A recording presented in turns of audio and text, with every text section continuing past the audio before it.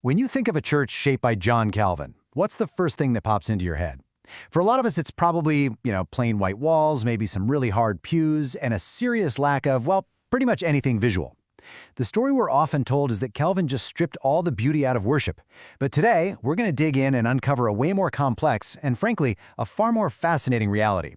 So let's step into what Calvin himself called his celestial theater and find out what was really going on behind those white walls.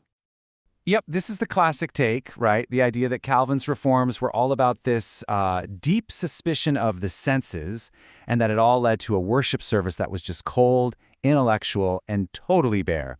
It's a really powerful image, and honestly, it's one that has stuck around for centuries. And this is the question we really need to ask. It is so easy to focus on what got taken away. The statues, the icons, all the elaborate rituals. But if we only see what was torn down, we completely miss the incredible structure that Calvin was actually trying to build in its place. Now, to really get it, you have to see things from his perspective. When he showed up in Geneva, he didn't see some well-ordered church that just needed a little simplifying. No, he saw chaos. He said everything was in turmoil. So his goal wasn't just to get rid of stuff. His goal was constructive. He wanted to build something new, something coherent, and a truly profound experience of worship, right from the ground up. And his vision for that experience, man, it was radical. He called it a celestial theater. But this wasn't theater in the way we think of it, with us just sitting back as a passive audience watching a show. It was something else entirely. Okay, so let's just compare for a second. The medieval Mass was often this grand spectacle, right? It was performed by priests, and the congregation was mostly just watching from a distance, a lot of the time not even understanding the Latin that was being spoken. Calvin just completely flipped that on its head. In his model, the congregation weren't spectators anymore, they were active participants in a divine conversation. So here's the absolute game changer. In Calvin's celestial theater, God is the main actor. The whole drama isn't about what we do for God, it's about what God does for us. He's the one who descends. He's the one who speaks through his word, and he is the one who serves us a meal at his table. The entire service was designed to make that divine action the absolute central focus. Okay, I hear you. But if the goal was this grand divine drama, why get rid of all the art? This brings us to the most controversial part of his reforms, his case against images. But for him, he wasn't innovating. He argued he was actually restoring something ancient. First off, let's get some much-needed context here. Calvin wasn't just pulling this idea out of thin air. For the first few centuries, the church was actually strongly against having any images of God. It was only later on that they were gradually introduced, first as kind of books for the unlearned, and then, eventually, as objects of worship. So in Calvin's mind, he wasn't some radical innovator. He was restoring a much older practice. And his reasoning was completely theological. First, he argued that God has already chosen how he wants to reveal himself, and that's through his word. So for us to invent our own images is basically to say that God's chosen way isn't good enough. Second, any human attempt to picture the divine is always going to fall short and just end up corrupting his majesty. He also pointed out that the early church did just fine. In fact, it thrived for 500 years without them. And this is the big one, God had already given us his own powerful visual media, the water of baptism and the bread and wine of the Lord's Supper. And this is such a critical point to understand. Calvin was not anti-art, not at all. In fact, he explicitly called painting and sculpture gifts of God. His issue was never with art itself, it was with idolatry. He believed artists should absolutely paint and sculpt things that are visible to the human eye. History, nature, people, but they should never try to capture the invisible, transcendent God, which he believed was not only forbidden, but impossible.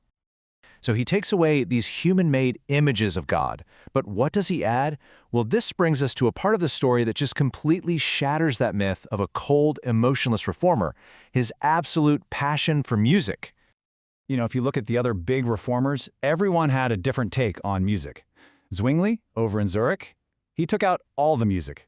Luther, he kept the organs and a lot of the sung liturgy. But Calvin, he charted this really unique middle course. He believed music was absolutely essential, but that the number one instrument in the church should be the unified voice of the entire congregation, singing the words of Scripture itself. Just listen to the man himself. Does this sound like a guy who's afraid of emotion? He said singing has great power and vigor to move and inflame men's hearts with a burning zeal. For Calvin, music wasn't just some nice background entertainment. It was a powerful vehicle for truth to actually get into the heart and stir up genuine, passionate devotion. The impact of this change was, well, it was staggering. And you can pretty much sum it all up with a single number, 62. Now, what on earth could that represent? 62 reprints in just 2 years. The Genevan Psalter, which was this collection of psalms set to new, catchy, accessible melodies, was a publishing phenomenon. I mean, it was translated into dozens of languages. People sang these songs not just in church, but in their homes, at their jobs, even on their way to be martyred. This was not some boring, sterile reform. This was a movement that gave people their voice back. Okay, so when we put all these pieces together, the removal of certain images on one hand and this powerful addition of congregational song on the other, a completely new picture of Calvin's goal starts to emerge. It was never about emptiness. It was about a different kind of beauty. And this right here is the heart of it all. The whole point of the white walls wasn't to create a void.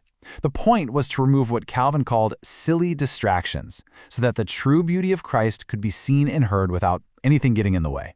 That simplicity was meant to create focus, not emptiness. So when you boil it all down, the real beauty in Calvin's view wasn't in some glorious thing a human could build or paint.